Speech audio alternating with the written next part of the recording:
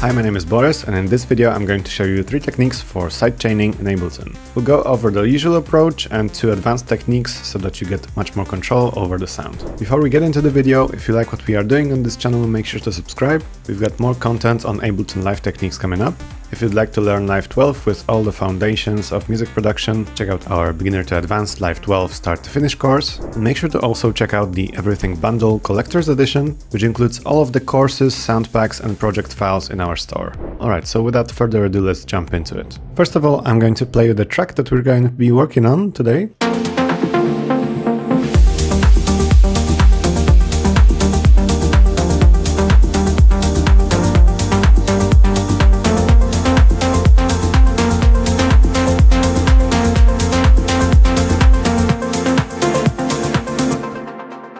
So first of all, here's the kick and bass pattern that we have.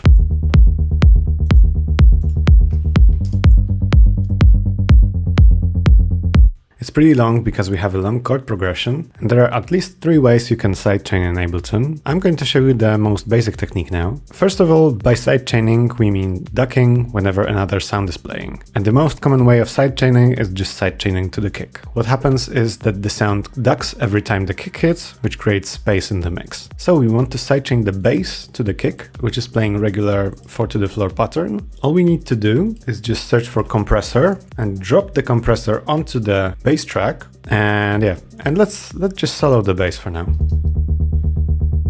If you don't have this view, you can switch between the views here at the bottom of the compressor. Let's choose the last one because it's the most visual, because you can see the audio in time here, and right now it's not doing anything. And we need to access a secret menu here in the compressor. We need to click this arrow here and we can enable sidechain, and we can choose the audio from. If you want to sidechain to the kick, we need to find this exact kick track. So let's search for it. Let's play it again.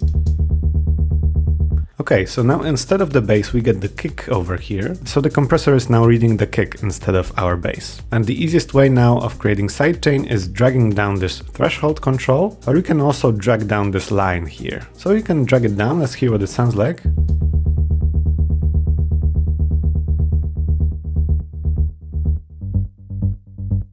So you can see that when we drag it over, by the time it hits the level of the kick, we are starting to duck. And it already works kind of okay by default. A few parameters that we could change is we could tweak the ratio attack and release. You could choose a fast attack. Let's slightly make the release longer, and let's leave the ratio as it is. But we also could do something else. Here is an EQ. What we could do is just choose the very sharp attack of the kick instead of the whole body. And that will make it much more snappy, because usually the bass frequencies of the kick last for very long and the very sharp high frequencies are very, very short. So this can also affect our signal here. If we now drag this frequency knob up, you can see that the further we go, the less we have, and it also should get much faster. So if we now go down with the threshold, as you can see now we are doing very fast sidechaining. You just need to mess around with the settings here. Slightly longer release here works much better, and maybe we can back down with the threshold. Let's hear it with the kick. What we could also do, instead of decreasing the ratio for example, is go down with the dry wet knob. And in that way you are mixing the unprocessed signal with what we have here, and this can also make the sidechaining less obvious. Okay, but you might want to get even more control over the shape of the ducking, and that's where we come in with technique number 2. Okay, so we have the exact same track. No sidechain going on. And what we can search for now is the shaper effect. So we want the shaper effect and drag it over. And also let's search for utility and put it after the shaper. Now the shaper is a very cool device which can basically move any knob for us. See what happens when we go click on map and go into gain. It's moving this knob according to the parameters that we set. For example, if we drag this over, now it's going to do like an LFO. So we can try to add like a curve here. If we disable snap here, we can freely drag around the points. And yeah, maybe let's do a sidechain curve here. We can add a point and do something like this. Now it goes from minus infinity dB up to plus 35 dB, and that's not really what we want. Let's limit the range of this shaper so that it goes only up to 0 dB, so that it doesn't boost our sound. And to do that, we can just click the mode button and it will go into remote control mode. Instead of 100, we go to 50% because we want the knob only to go up halfway. So let's do 50, and as you can see, it now only reaches 0. So let's hear it. Okay, it's quite heavy sidechaining. Make sure the snap is disabled so you can drag the points freely. And if you want to delete a point, just shift and click. And we can also hold Alt and add a curve. Maybe let's do this. And let's hear it with the kick.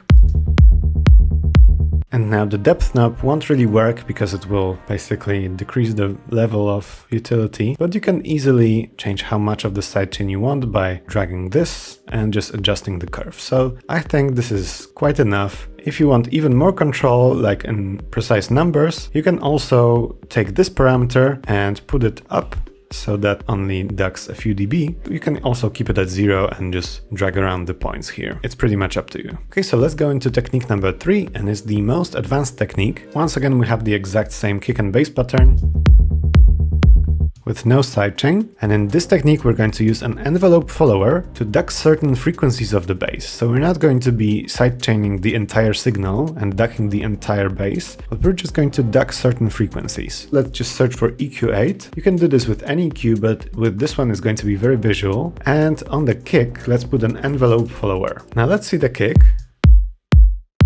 We can even increase the gain of the kick.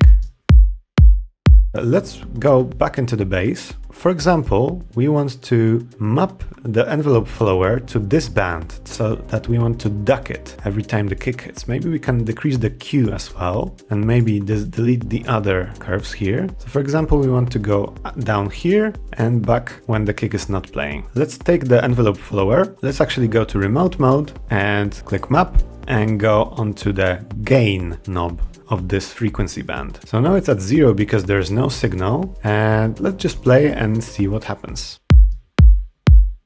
So every time the kick hits, we are boosting this frequency instead of ducking. Here's what we're going to do. Let's go back to the envelope follower. Let's set the minimum amount to 50% and let's set the maximum amount to 0. Now it's going to stay at 50% here with the gain and go all the way down when the kick is playing. Let's hear it. And that can be much more transparent, so we are ducking the bass frequencies, but we're leaving the highs completely unchanged. If we listen to only the highs now, I can take another EQ8 and let's listen to the highs of the bass. You can see that these are pretty much unchanged, but we are really ducking the lows. Okay, so we could also tweak these frequencies, maybe sharpen the Q. Or we could add more gain on this kick.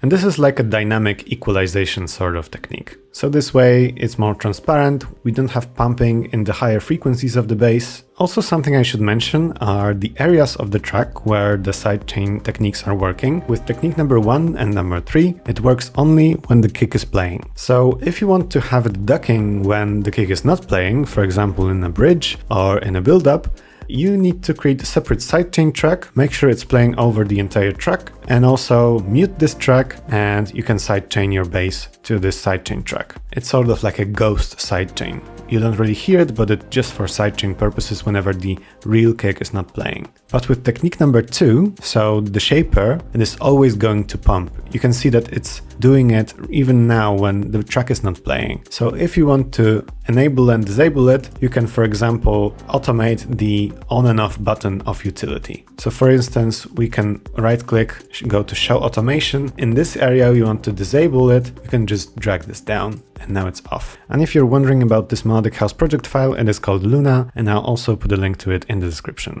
Alright, I hope you will find these sidechain techniques useful. Make sure to check out our Music Production Academy with start to finish courses on making tracks in various genres. And if you'd like to learn Live 12 with all the foundations of music production, check out the Beginner to Advanced Live 12 Start to Finish course. Make sure to also see the Everything Bundle Collector's Edition, which includes all of the courses, sound packs and project files in our store. All links you'll find in the video description. Make sure to subscribe to our channel, click the notification bell. If you enjoyed this video, leave a like and write a comment, and I'll see you in the next ones.